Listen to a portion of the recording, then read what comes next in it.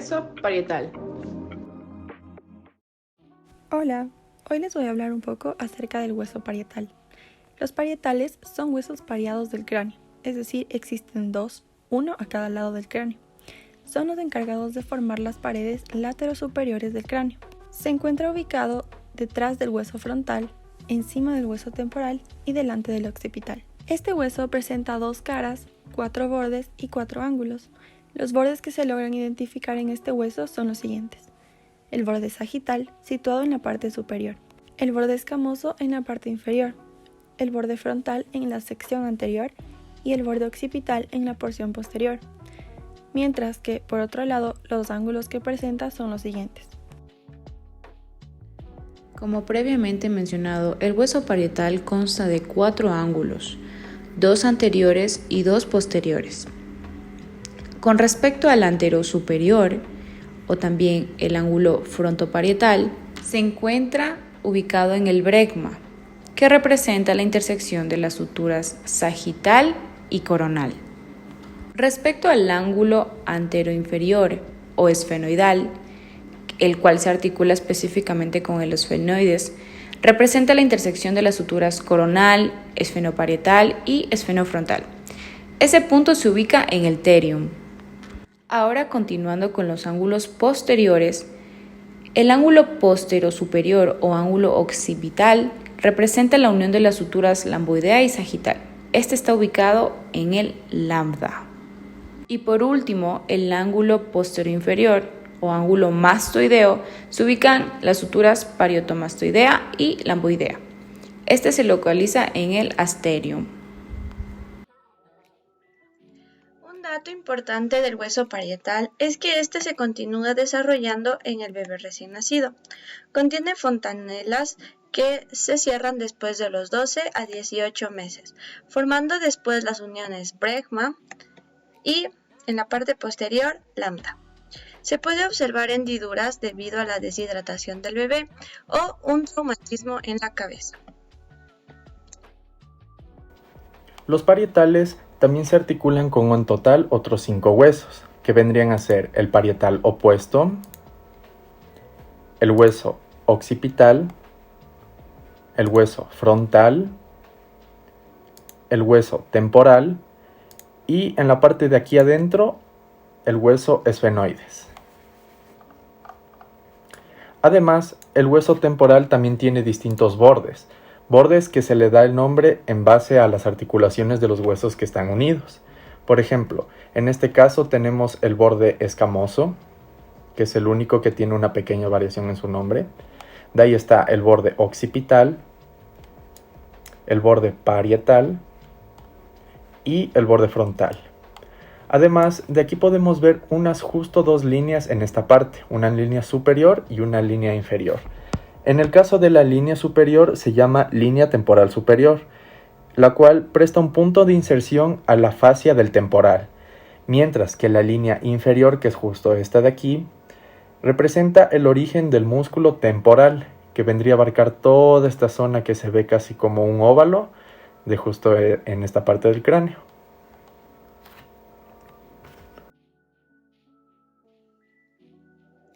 El hueso parietal presenta también una cara con vista interna.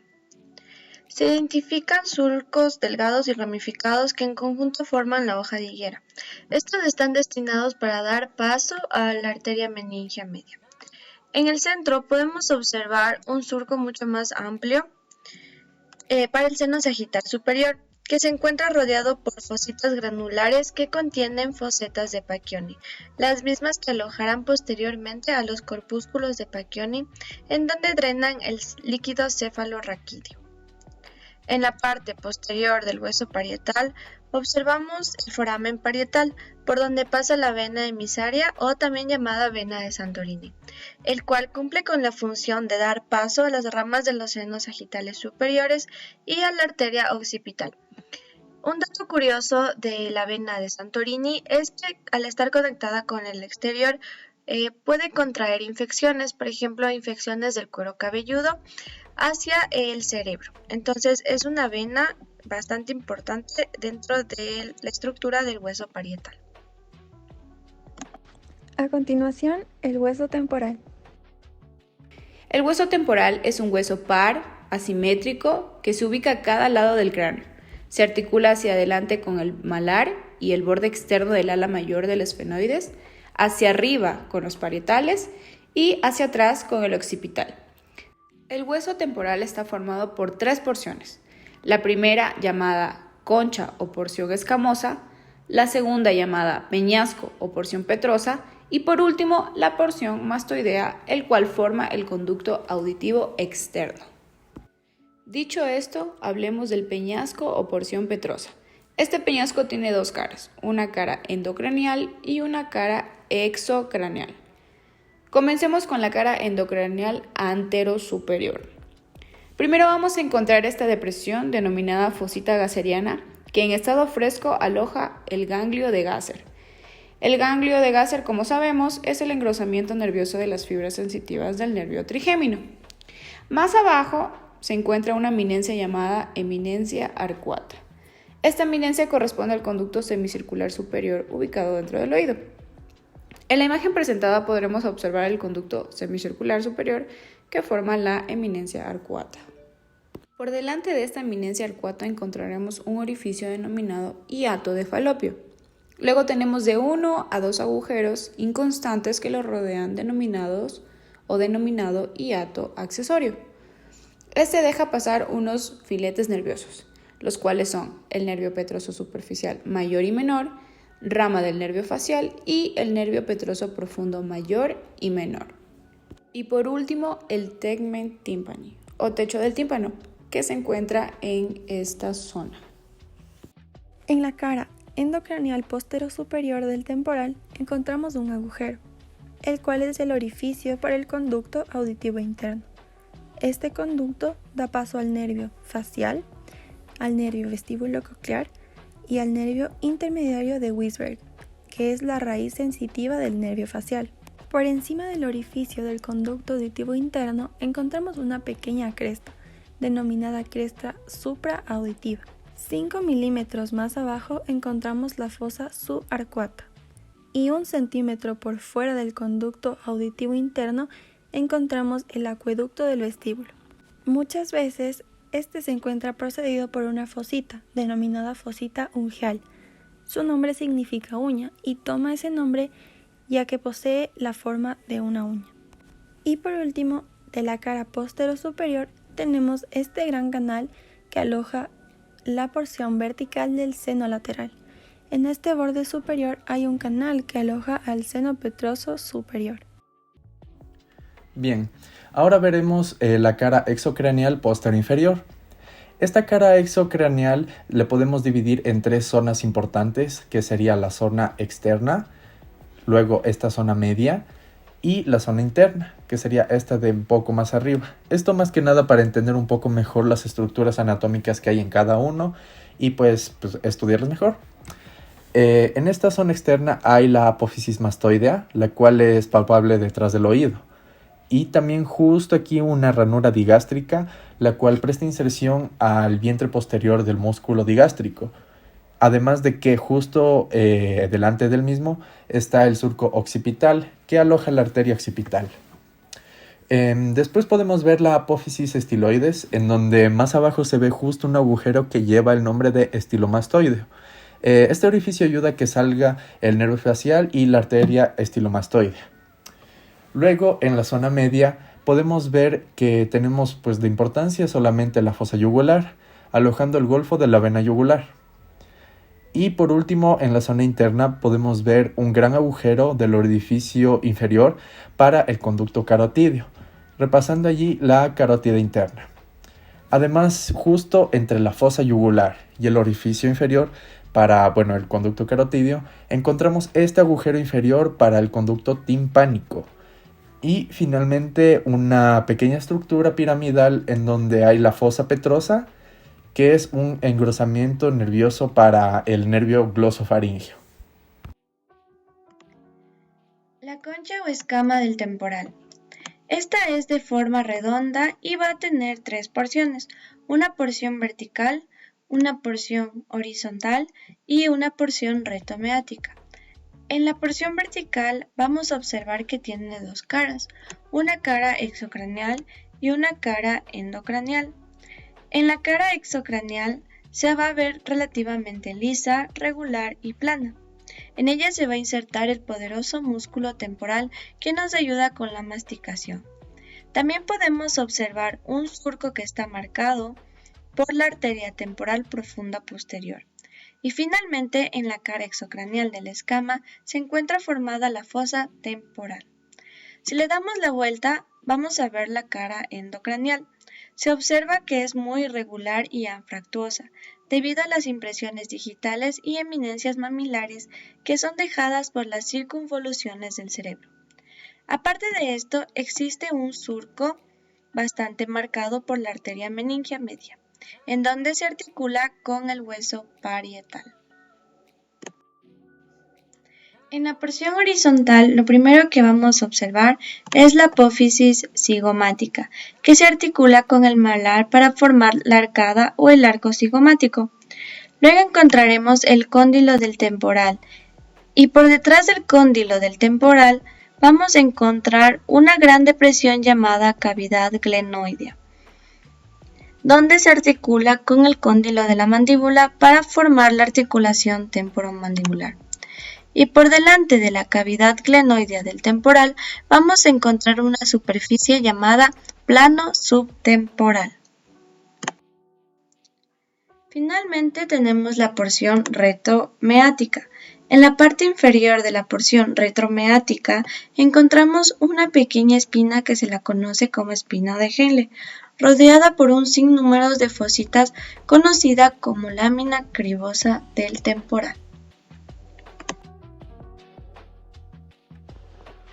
Muy bien, ahora a continuación vamos a ver la mandíbula. La mandíbula es un hueso impar y simétrico. Esto quiere decir que si realizamos un corte sagital, se obtienen dos mitades exactamente iguales. La mandíbula se articula con un solo hueso, que es el temporal, específicamente en la cavidad glenoidea del temporal, que en conjunto forman la articulación temporomandibular. Para un mejor estudio anatómico, se lo divide en dos partes, el cuerpo, que estoy señalando, y las dos ramas, esta y esta. Vamos a empezar describiendo el cuerpo de la mandíbula. Como es de forma cuadrilátera, va a tener 4 bordes y 2 caras, la anterior y la posterior. Y los 4 bordes son la superior, inferior y los laterales. La cara anterior, lo que primero vamos a encontrar en la cara anterior es la línea media, o también llamada sínfisis mentoniana. Un dato curioso de la sínfisis mentoniana es que al inicio del crecimiento embrionario, esta se encontraba separada y formada por 2 piezas óseas, más o menos como el hueso frontal. Y así es como forman después la sutura metópica o también llamada sínfisis mentoniana.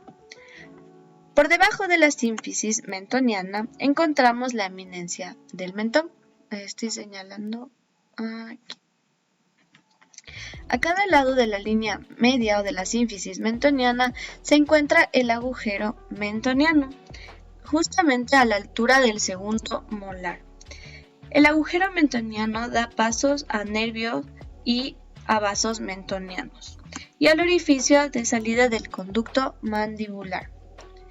En la parte lateral del cuerpo de la mandíbula se encuentra una línea llamada línea oblicua externa, donde se insertan 3 músculos, el cuadrado de la barba, el triángulo de los labios y el músculo cutáneo del cuello.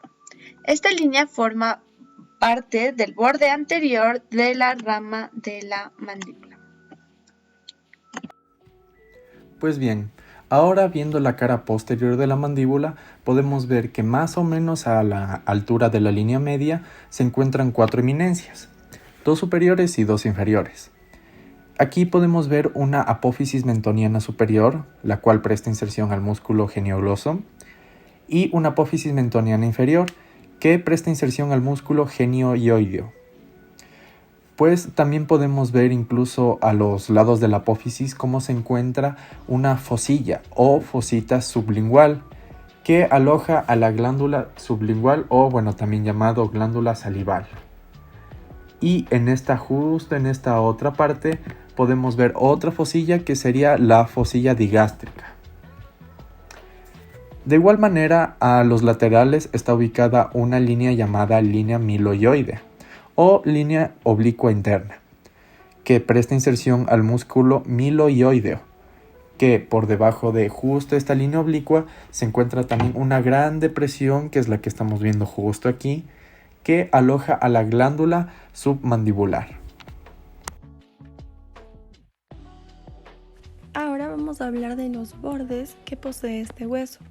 En primer lugar encontramos al borde superior o alveolar, donde se encuentran los alvéolos dentarios que están separados entre cada diente por huesos llamados tabique interalveolar. Luego tenemos a un borde inferior que contiene una rugosidad llamada fosilla digástrica que presenta inserción al vientre anterior del músculo digástrico. Los bordes laterales, que estos bordes se unen con sus ramas. Las ramas presentan dos caras, una cara externa y una cara interna, y 4 bordes, uno superior, uno inferior, uno posterior y uno anterior. En cuanto a la cara externa, vamos a ver que tiene una carilla rugosa que presenta inserción con el músculo massetero. La cara interna, que contiene una estructura llamada língulo de la mandíbula o espina de Spix. Algo importante acerca de esta área es que es muy importante para los odontólogos, ya que el odontólogo palpa la espina de Spix y ahí es donde va a aplicar la anestesia. Justo detrás de la espina de Spix pasa el nervio alveolar inferior, parte del nervio mandibular que, como sabemos, es parte del nervio trigémino, la tercera rama, y se evita a toda costa hacer contacto con este, ya que puede causar algún tipo de parálisis facial. En este punto, la espina de Spix también presta inserción al ligamento esfenomandibular. También el agujero que se observa se llama conducto dentario inferior, donde está el orificio del conducto mandibular que pasa también por parte del cuerpo de la mandíbula. Bajo el conducto dentario inferior, ya previamente señalado, se encuentra el surco miloioide, en donde un poquito más abajo de él se encuentra una superficie rugosa que presta inserción al músculo pterigoideo interno. Ahora vamos con los bordes de la mandíbula. Comencemos a hablar del borde anterior. La línea oblicua externa forma el borde anterior de la rama y tiene 2 labios, uno lateral y otro medial. En la parte inferior de la línea oblicua interna, donde se unen ambos labios, se encuentra una cresta llamada bucinatriz, la cual presta inserción al músculo bucinador. Por último, en la parte superior se encuentra la cresta temporal, donde se inserta el músculo temporal. Eso en cuanto al borde anterior. Sigamos con el borde posterior. Este borde es un borde libre y no se articula con nadie. En la unión del borde posterior con el inferior, estos forman el ángulo de la mandíbula o gonium. Justo aquí pasa la arteria facial e incluso podemos sentir nuestro pulso al palpar con nuestros dedos. Finalmente tenemos al borde superior. Encontraremos 2 apófisis y una escotadura. La apófisis posterior corresponde al cóndilo de la mandíbula, que es este de aquí, y se articula con la cavidad glenoide del temporal, formando la articulación temporomandibular, mientras que la apófisis anterior corresponde a la apófisis coronoides, y la escotadura que presenta en su mitad, esta de aquí, toma el nombre de escotadura mandibular por donde pasan vasos y nervios masseterinos.